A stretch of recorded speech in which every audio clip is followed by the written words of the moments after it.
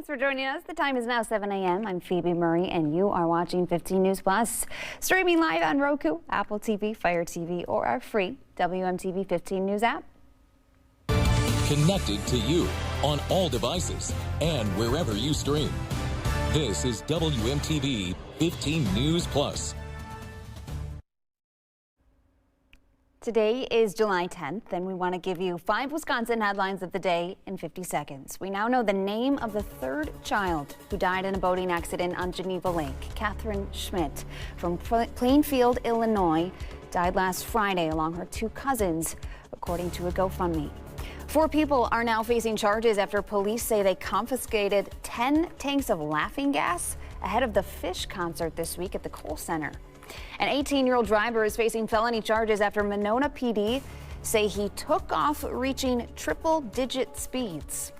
Starting overnight Monday into Tuesday, traffic on John Nolan Drive will be moved around from the northbound lanes to the southbound lanes, so a heads up for drivers. And take a look at the Wisconsin Badgers football team. They just revealed the uniforms they're going to be wearing for the season opener against Notre Dame.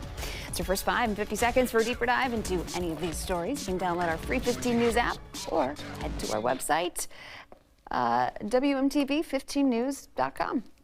All right, let's take a peek out at the roads. This is a live look from the Beltline at Fish Hatchery Road. You can see traffic move along smoothly. Usually we see a little bit more congestion in those westbound lanes this time of day, but hey, it's Friday. People are feeling good. People are cruising along on the highway, Charlie. Yeah. Some sunshine to guide your way. Nice weekend coming up. Yeah. Weather-wise, we have a lot of sun. It's going to be a warm one. Above average temperatures expected through the weekend and into next week. 84 the high today. Just a couple degrees above average, but way above average for your Saturday. 88 and then 91 on Sunday.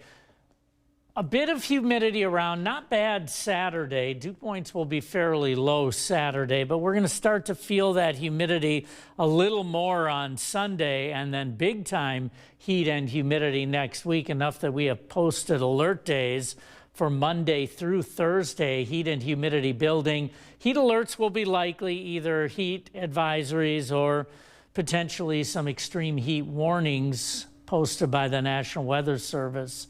I would expect that for next week, and triple-digit heat index temperatures on the way at times. 69 right now, dew points down at 63, east-southeasterly wind at 5.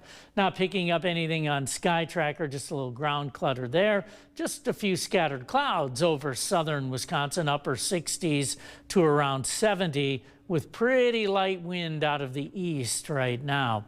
As we head through the day, quite a bit of sunshine early and then quite a bit of cloudiness rolling through the afternoon. 84 is the expected high today, and again 88 and 91. But look at this, 92, 95, 94 Monday through Wednesday, and 90 Thursday, but much higher humidity levels. So again, we have gone with alert days for the early and middle part of next week. Phoebe? Charlie, thank you. The 4th of July may have been last weekend, but the celebrations are still in full swing for some folks in southern Wisconsin. And the Beloit Historical Society is inviting you for a birthday party this weekend to continue the celebrations. So that's where we find our Elena Tomesh joining us live this morning with more on what's on tap tomorrow for the birthday party. Hey, Elena. Yeah, hey Phoebe. Well, I've got Donna Langford and Jackie Jackson here. Donna is the executive director of the Beloit Historical Society. Donna, why a birthday party for America's 250th? Celebration. Our theme this year is looking at celebration as a historical society. We tend to dig into topics a little deeper, find the inner story. And it was just good timing to celebrate America's 250th and look at community celebrations as part of that. What was Beloit's role in the larger country celebration? And really, what's more American than your classic birthday party, right? Jackie Jackson is the board president of the Beloit Historical Society. What are you looking forward to most about tomorrow? Well, it's 3 things. It's free, it's fun, and it's fabulous. So parents, if you're looking for something to do, spend some family time together, come on down to Beloit and check us out. I mean, if that's not convincing enough, there's going to be live music, games, great food. Again, what better way to celebrate the 4th of July a week later, of course, with these kind of things. Donna, there's a lot of historical artifacts behind us, too. Can you tell us a little bit about this? We have a very rich collection. We've been an organization since 1910, collecting Beloit's history since then. And it's a chance to bring out specific pieces to share with the community. It's so important to, keep those memories alive. Jackie, how special is it to you to have these right here in southern Wisconsin? I think this is wonderful. People forget that there's history behind this. So this is their opportunity to bring, like I said, fun and education together, to realize that we do have a history. And it's important that we make sure that our young people know what that history is, where they come from. It sounds like it's going to be the most fun day tomorrow, and educational, but also, most importantly, fun. With that, I will toss it back to you, Phoebe, in the studio.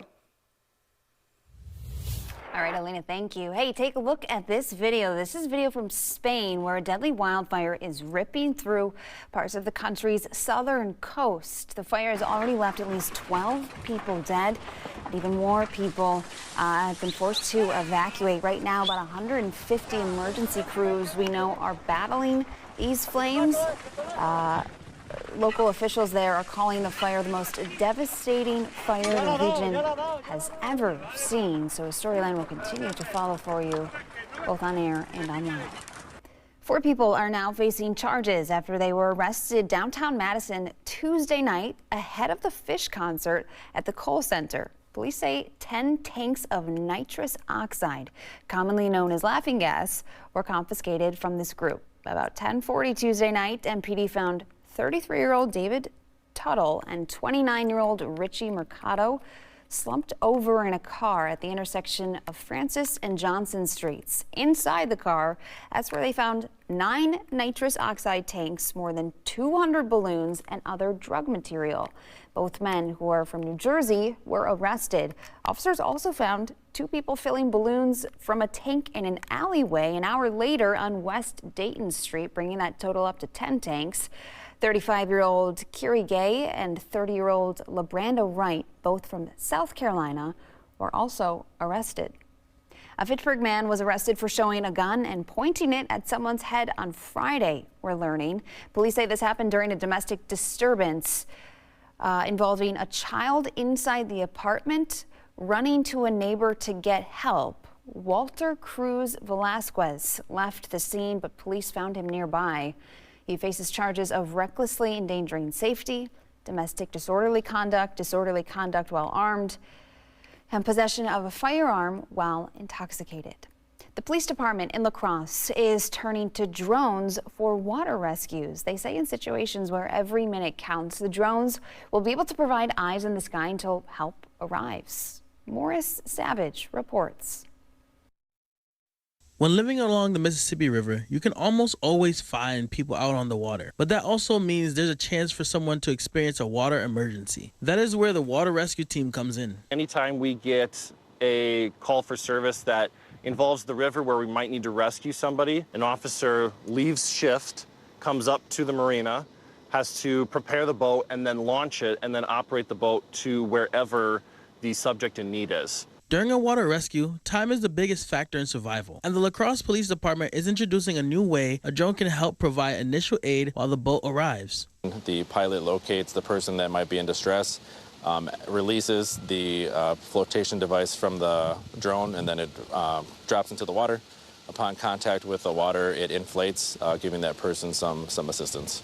The new drop device attaches to a drone that is capable of being used in a rescue operation all year round. The drone that we have can fly for about 35 minutes, is water resistant, so it can fly in rain, snow, cold and hot temperatures. The drone is equipped with GPS capabilities that make it easier to track a person's location. We can get GPS coordinates, we can get GPS data to the boat operators who have 3 words on their cell phones, and then we can operate the boat straight to that person wherever they're located at.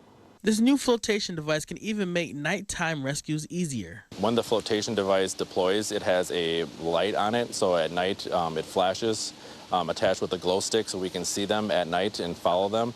The addition of drones to the water rescue teams are just the first step in improving the response time and keeping the community safe.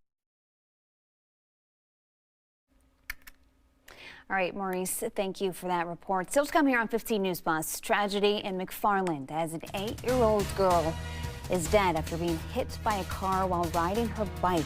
We'll have the latest from police just after this.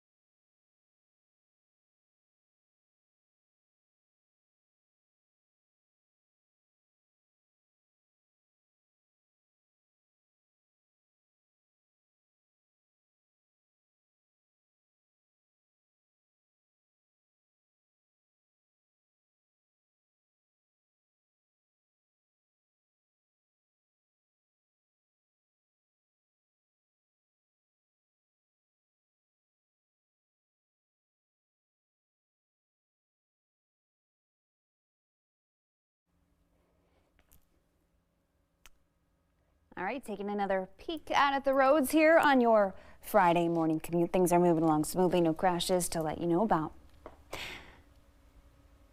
Oh, good morning from Madison. I'm Phoebe Murray. Here's a check of the top stories that we're following on this Friday. This morning, we're learning more about the 8-year-old girl that died after she was hit by a car in McFarland Wednesday.